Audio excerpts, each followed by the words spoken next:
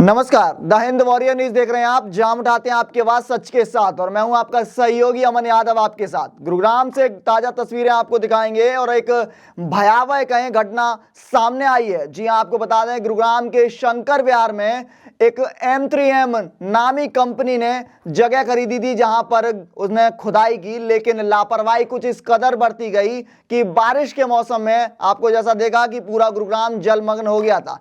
जी हां, अब उसी अंक में पूरा जो जगह थी वो पूरी तरीके से उसमें पानी भर चुका था, जिसके बाद वहां पर एक तालाब तैयार हो चुका था। आपको बता दें, उस तालाब में कुछ मौज मस्ती करने के लिए 8 साल से 10 साल के बच्चे वहां पहुंचे। तकरीबन जो 7 बच्चे वहां पर पहुंचे थे, उन्होंने पानी में तैरना शुरू किया और जिसके बाद एकाएक डूबने लगे। और जिसमें से 7 बच्चे जो पानी में उतरे, उसमें से एक बच्चा निकलकर बाहर आया और उसने वहां पर मौजूद सुरक्षा गार्ड को कहा कि इस तरीके से बच्चे सारे डूब रहे हैं। लेकिन सुरक्षा गार्ड ने पूरी तरीके से उस बच्चे की बात को नजरअंदाज किया, जिसका खामियाजा एक बड़े पैमाने पर भुगतना पड़ा।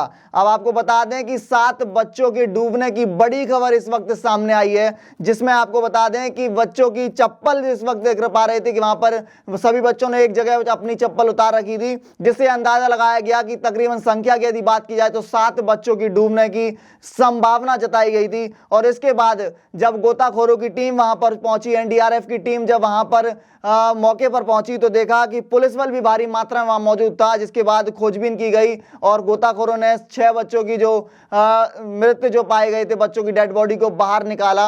अब आपको देखने वाली बात होगी कि जो स्थिति जितनी भयावह बनती चली गई, किसी के घर से एक बच्चा खत्म हुआ तो किसी परिवार ने 2 बच्चों को खोया है। अब साथ ही एक बड़ी खबर जो सामने आ रही है कि क्या कुछ मुआवजे के तौर पर हरियाणा सरकार उन बच्चों को उपलब्ध कराएगी, या लापरवाही जिस M3M कंपनी ने की है उस पर किस तरीके से कड़ा रुख अपनाने का काम सरकार करेगी। मैं जनता से अपील करूंगा, एक तो शांति बनाए रखे, और दूसरा मैं M3M जो कंपनी है उसकी ये बहुत बड़ी लापरवाही है। उन्होंने यहाँ से मिट्टी निकाल के ये इतना बड़ा तालाब बना दिया। या तो उन्होंने इसको यहाँ से मिट्टी नहीं निकालनी चाहिए थी, और अगर मिट्टी निकाली है तो कम से कम यहाँ गार्ड का बंदोबस्त होना चाहिए था। ये कंपनी की बहुत बड़ी लापरवाही है। जी राणा जी, जैसे कि आपने बताया कि अभी एक बच्चे की डेड बॉडी मिल चुकी है, क्या कंपनी को इस बारे में सूचना पहले दी जा चुकी है, प्रशासन या आपकी तरफ से कुछ इस तरह का? कंपनी के कुछ गार्ड यहाँ पे आए थे जो अब नदारद हैं, जो कहीं नज़र नहीं आ रहे। एक बार हमें नज़र आए थे और उसके बाद हमें कोई नज़र नहीं आया। कंपनी का ना कोई एम्प्लॉय नज़र आया, ना कोई उनका गार्ड नज़र आया।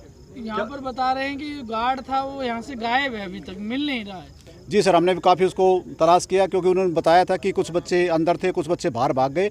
तो हम कोशिश कर रहे हैं अगर वो गार्ड हमें मिल जाए, कम से कम हमें तसल्ली मिल जाए कि बच्चे अंदर हैं या बाहर हैं।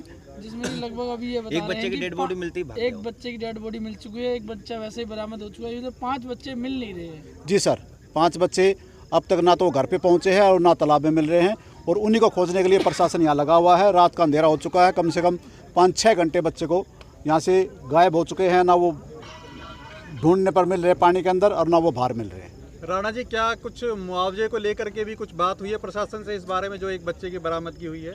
हम बिल्कुल प्रशासन से उम्मीद करेंगे, ये मांग करेंगे कि जो बच्चे इसमें भगवान करे उनकी डेड बॉडी ना मिले।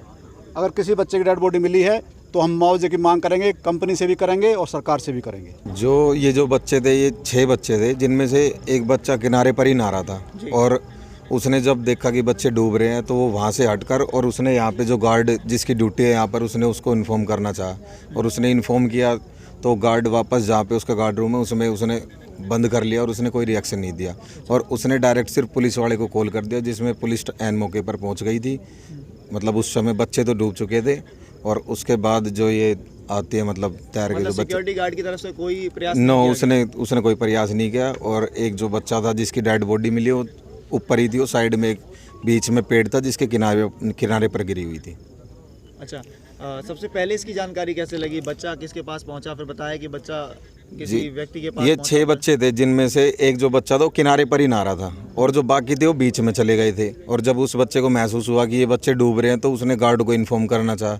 जब गार्ड ने कोई रिएक्शन नहीं दिया तो कॉलोनी में गया, और मतलब जो और उनके नेबर है उनको, सब्जी वालों को उसने इन्फॉर्म किया, जिससे कि गार्ड ने तो पहले पुलिस को बुला दिया था और धीरे धीरे कॉलोनी वाले आने यहाँ पे शुरू हो गए।